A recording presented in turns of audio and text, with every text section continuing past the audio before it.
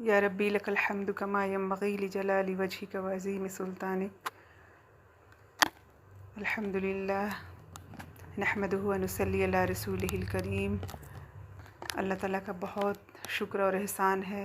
तमाम तारीफ़ें, तमाम शुक्र अल्लाह रब्बुल आलमीन के लिए और बेइंतहा और बेशुमार दुरूद व सलाम उस ज़ात मुबारका पे जिनके ज़रिए से अल्लाह ताला ने तमाम इंसानियत को हिदायत की रोशनी से सरफराज किया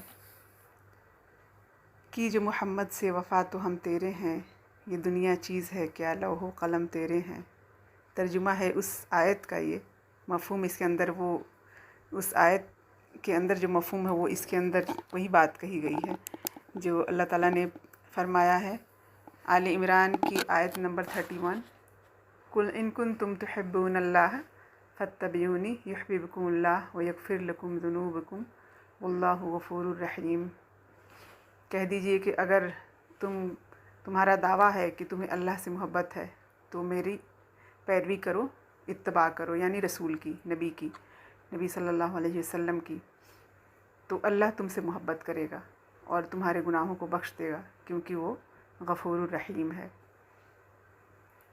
तो अगर बात करें हम हुब्बे रसूल की, मोहब्बत की नबी सल्लल्लाहु अलैहि वसल्लम से, तो हम सब जानते हैं कि ये ईमान का एक हिस्सा है।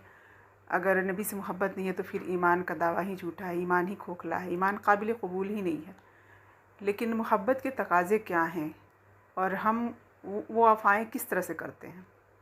अगर सहाबा की ज़िंदगियों को देखें हम, तो उन्होंने जो क़ुरबानियाँ दी, उन्होंने जो मुशक्क़तें उठाई, उन्होंने जो कुछ भी किया, और हम जो हैं वो मोहब्बत के दावे सिर्फ़ करते हैं, लेकिन आमाल हमारे जो हैं वो किस तरह के हैं कि हम एक अलग तरह का एक तरीक़ा इख्तियार कर लेते हैं। हर चीज़ में वो आसानी हम अपने लिए निकाल लेते हैं और अपने लिए मोहब्बत के तकाज़े जो हैं उसका एक अलग तरीक़े का हमारा अपना एक ढंग है।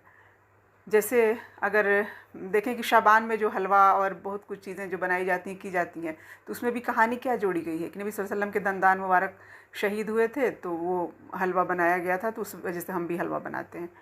हालांकि उसके पीछे की जो कहानी, हालांकि उसका तो इससे कुछ भी है नहीं, कुछ इस वाक़े का और वो शाबान के महीने से इसका कोई ताल्लुक़ नहीं है, लेकिन फिर भी एक कहानी के तौर पे अगर ले भी लें तो वहाँ देखें कि नबी सल्लल्लाहु अलैहि वसल्लम के दंदान मुबारक शहीद हुए और हलवा वाली बात हमें सिर्फ याद रह गई।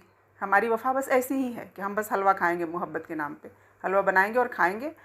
वो दंदान शहीद क्यों हुए और क्या हुआ उसके वाक़े के पीछे हम कभी नहीं जाते, नहीं कभी गौर करते। ऐसे ही दंदान मुबारक शहीद हुए थे कि उम्मत मुस्लिमा बैठ के हलवा खाए उस नाम पे और सवाब कमाए और मोहब्बत के दावे करे। तो वहाँ पे जो दंदान शहीद हुए थे वो जंग हुई थी, जंग उहद की बात है। हालांकि वो शाबान के महीने में नहीं हुई थी जंग उहद, लेकिन फिर भी अगर एक कहानी भी अगर हम बना लेते हैं तो वहाँ पे देखें कि सहाबा जो हैं वो 70 सहाबा शहीद हुए थे। एक किस तरह का मतलब एक माहौल वो था, किस तरह की उनकी मोहब्बत थी और नबी सल्लल्लाहु अलैहि वसल्लम के दंदान मुबारक शहीद क्यों हुए थे।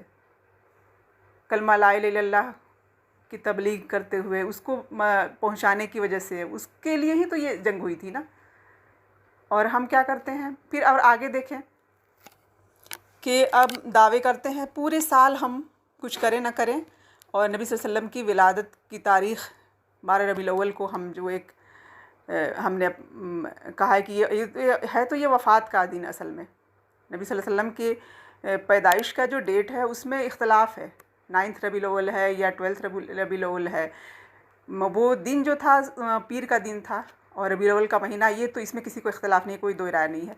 लेकिन वो तारीख़ जो है वो उसमें इख्तलाफ है। चलिए फिर भी अगर करते हैं तो बात यहाँ पे ये है कि हम क्या करते हैं कि हम उस दिन साल में एक बार नबी के मोहब्बत के दावे कर रात भर नाते पढ़ लें, उस दिन खाना गरीबों में तकसीम कर दें, उस दिन कुछ ढोल धमाके बजा लें, कुछ उस दिन जुलूस निकाल लें, कुछ रैली निकाल लें इस तरह का, और फिर हमारी मोहब्बत जो है हो गई, हमारी वफ़ा इतनी ही है और हम समझते हैं कि हमने वफ़ा का हक़ अदा कर दिया, मोहब्बत के तकाज़े को पूरा कर दिया। तो उम्मत मुस्लिमा जो है वो आज ऐसी हो गई कि वो अपने लिए जो है इस तरह की चीज़ें निकाल लेती है, और सुन्नत की पैरवी असल में मोहब्बत है। दरअसल मोहब्बत क्या है, नबी से मोहब्बत असल क्या है कि नबी की सुन्नतों से मोहब्बत हो, उसकी पैरवी करें। हम उस दिन अगर हम थोड़ी सी ज़रा सी एक बात अगर सोच लें कि हमें आज से एक सुन्नत ही ले लें, किसी एक सुन्नत को ज़िंदा कर दें, या किसी एक भूली बिसरी सुन्नत को हम ताज़ा कर लें या अपने ऊपर लाजिम कर लें, तो इतना तक भी नहीं कर पाते हम। बस एक खेल तमाशा करके और फिर एक इस तरह का जश्न मना के और बस हम समझते हैं कि हक़ अदा हो गया। तो सोचने की बात है, गौर करने की बात है कि असल काम क्या है, करने का काम क्या है। तो अल्लाह ताला तौफ़ीक़ दे हमें कि हम नबी सल्लल्लाहु अलैहि वसल्लम से मोहब्बत जो है वो सच्ची मोहब्बत, हुब्बे रसूल के जो तकाज़े हैं उस पे गौर करें, उस पे अमल करने की कोशिश करें कि कौन सी चीज़ें हैं जो नबी सल्लल्लाहु अलैहि वसल्लम की मोहब्बत के तकाज़े पे पूरा उतरती हैं, और क्या आमाल हैं जो हमें करने चाहिए, और वो क्या आमाल हैं जो झूठे दावे हैं और जिनके करने से कुछ फ़ायदा नहीं है। वो एक तमाशा है, खेल है, एक अपने नफ्स को तस्कीन देना है कि हमने जो है वो मोहब्बत का हक़ अदा कर दिया। तो इस तरह से तो काम नहीं चलता। कोई भी मोहब्बत, हम सोचें ज़रा, किसी से भी हम मोहब्बत करते हैं तो क्या साल में एक दफ़ा उसके लिए बस कुछ सेलिब्रेशन कर लेते हैं, हो गया?